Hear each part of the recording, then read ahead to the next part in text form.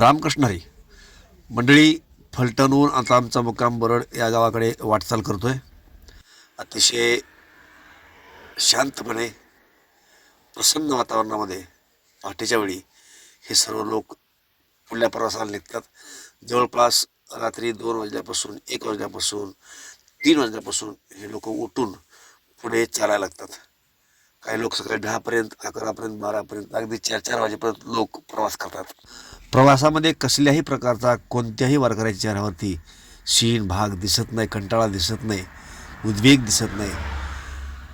विठुरायाचं नाव, ज्ञानोबा तुकारामाचा जयघोष, वेगवेगळे अभंग, वेगवेगळ्या गवळणी, अगदी भक्तिमय वातावरणामध्ये सर्व लोक पुढल्या प्रवासाला निघतात. आम्ही बरड या ठिकाणी पोहोचलो. इथे अतुल शिवाजीराव पाटील उजळमकर यांची पंगत होती. ते सहकुटुंब पंगत देण्यासाठी बरड या ठिकाणी आले होते. यांची दरवर्षी पंगत असते, तशी याही वर्षी होती.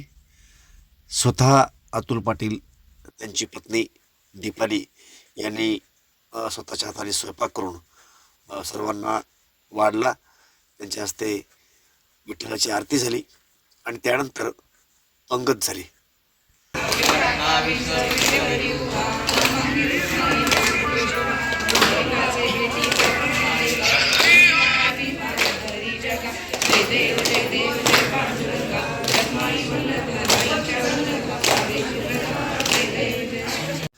आरती झाल्यानंतर स्वयंपाक तयार होता.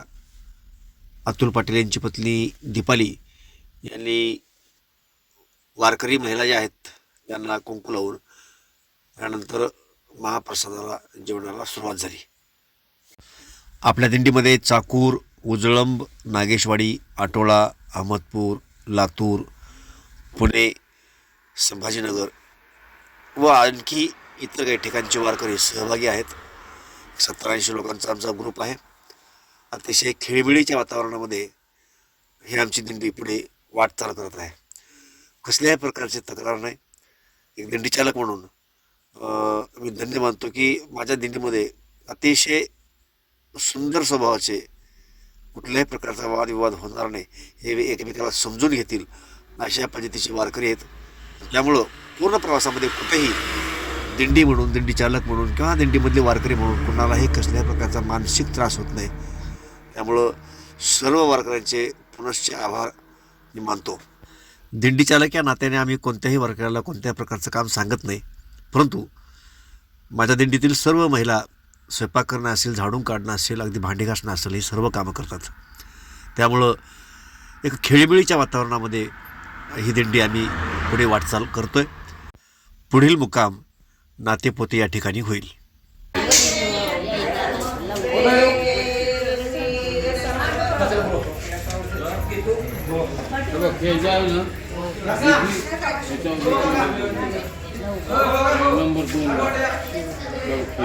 महाप्रसाद झाल्यानंतर दररोजच्या प्रमाणे हरिपाठ आणि भजन झाले, त्याचाही आनंद घेऊया.